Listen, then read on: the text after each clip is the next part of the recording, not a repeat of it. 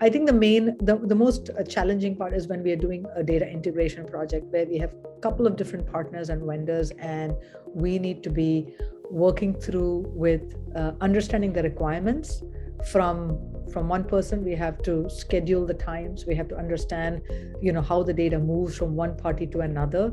Once we understand those requirements, how do we go about implementing those? How do we kind of address so there is requirement stage, there is the secondary stage, which is now implementation and planning the timelines, because now you have multiple parties involved. Each person needs to kind of go ahead and do their parts, and then come together where we call the testing, which is testing that happens across all the teams. And then the last part is the quality checks that happens across everybody. And then finally the go live. And then after the go live, we have what we call the hypercare. Two main things about planning is, one is estimation. You really need to, and you cannot estimate without you knowing the business. So once you estimate it, then you set expectations within your team, and you set expectations with your clients, where you have to, again, you have to wear from a project management perspective. You put a little extra buffer time, because things can go wrong, not only within, multiple things can go wrong. So estimation, that requires understanding the business, understanding the process, and only then you can estimate. And then creating that buffer.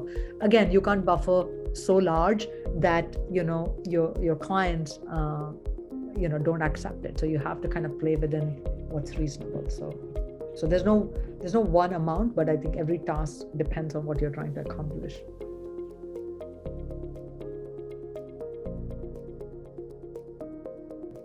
Staying relevant and being in business independent as long as I have. I went independent in 2001. I had a few years of experience. I have stayed relevant. I have expanded into multiple different areas of all around data management, because that's where I excel. That's where my expertise is. I've also had done projects outside of the pharma realm, and been very successful at it, actually. So I think that's my biggest success, where I had the courage to get out and get into areas which are not my experience, but always successfully deliver the projects, because I use the same milestone, breaking down into little pieces, understanding the business and break it down. And that's really been the secret of our success. So that's my biggest way, and expansion.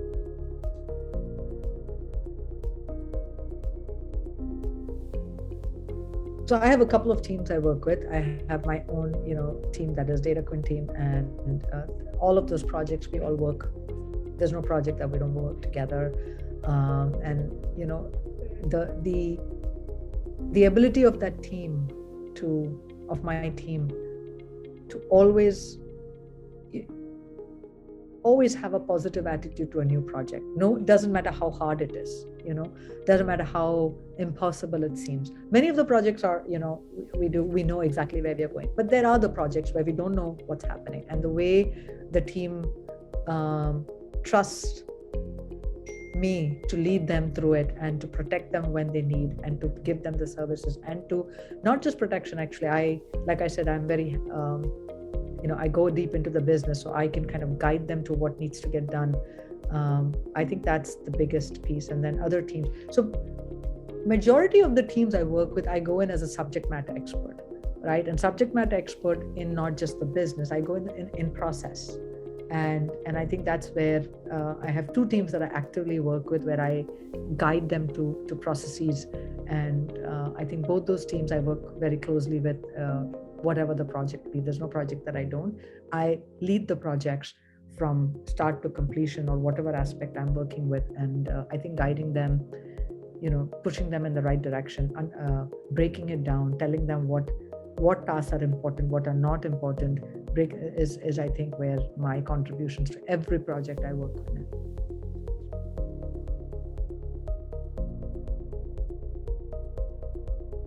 This was actually a pivoting change for me, because majority of the time I've been in one area, and there was one particular day that I got a phone call from someone I know who's a colleague and a friend, and said, a client of mine wants someone who knows, he just said SaaS. And I said, okay, we know SaaS, we do SaaS, but what is this? And they said, why don't you come to, we have to go to DC to meet, one of the federal bodies. And I had no idea where we're going. I just met this client, and I realized that it's a completely different industry. It's in the finance industry with loans and things that were beyond what I'd ever done. So we went into the meeting in Washington D.C. and I had no idea what to expect. We entered in, and there are 30 people sitting there, and we're not talking about SaaS, because SaaS, it was then I realized that what they needed was someone to take over their process and to put quality checks and to kind of be the expert at what they're doing. So this was completely out of my realm. But we did that project. We took that on. We bought a lot of skills of data management, which was more than just SaaS technology. We bought our quality checking, our testing, our team coordinations, and we successfully were part of that project for almost 2.5 years till it ended. And then from there on, we moved on to an extension of those projects. So I think that was the most out of my league, because I'd never worked in that industry that I went in, and to be able to do that successfully for 2.5 years, I think that was a phenomenal success.